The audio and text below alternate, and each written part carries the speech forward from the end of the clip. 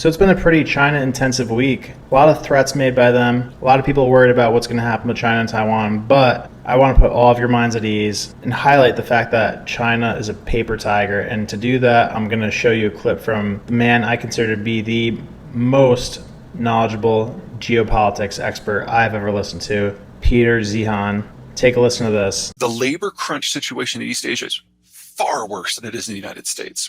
Because while we have millennials, they don't. And they also have something called the one-child policy, which has been gutting the Chinese demographic for 40 years now. And China is now the fastest collapsing demographic in human history. And there is no way the PRC survives the next decade in its current form. They just don't have the tax structure and the labor structure to even try. This was always going to fail this decade. The Americans are no longer interested in patrolling the world, and they're resourcing their entire manufacturing system. That doesn't leave a lot else for anyone else. Demographically, they're in collapse. There's no way we can rework that.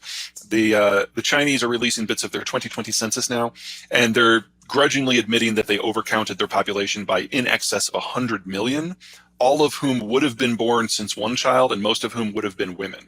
So even with like some low-level cloning, China's not going to survive this decade. They don't even have the numbers to try. Second, the Chinese have a lot of ships, but most are very small, and almost all of them can't sail more than 1,000 miles from port, and only that if they're moving slow and not dodging and no one's shooting at them. So the Chinese don't have the naval capacity to go out and secure markets or resources. They are entirely dependent on the U.S. Navy to do that for them.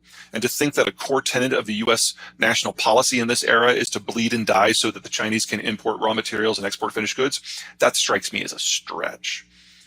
Third, they've lost their government. I think one of the biggest problems they're having right now is the chairman himself, Xi Jinping. He's enacted a cult of personality that is tighter than anything that has ever existed through Chinese history, and it's gotten so tight that no one wants to bring him information about anything, and no one wants to do anything if they think it's going to clash with what he wants. So we have this policy paralysis throughout the entire Chinese system. They are now incapable of changing. I think there's just no functional policy coming down from the top, because when you only have one dude, can you imagine if you're in a Fortune 500 company and the CEO had to direct every specific thing, him or herself? Now, do that for a country of 1.4 billion people, 1.3 billion people. Everything is seizing up. They're not making progress on transport. They're not making transport in the information or the digital economy. They're bringing down their own stock market because they've turned everything into cult of personality economics.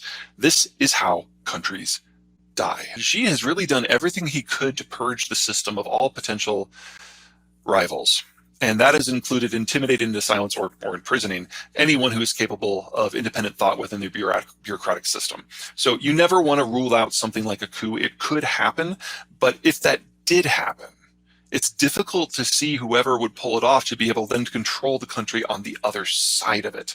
They might be a regional leader and they might be fine for their region, but the rest of the Chinese system would have a different opinion on who should be in charge. That's how civil wars begin. So as you can see, China has immensely bigger problems than America. And I think the only thing that we need to worry about is Xi feeling sort of like a caged animal and feeling desperate, because I'm sure he knows all of these issues that they're dealing with.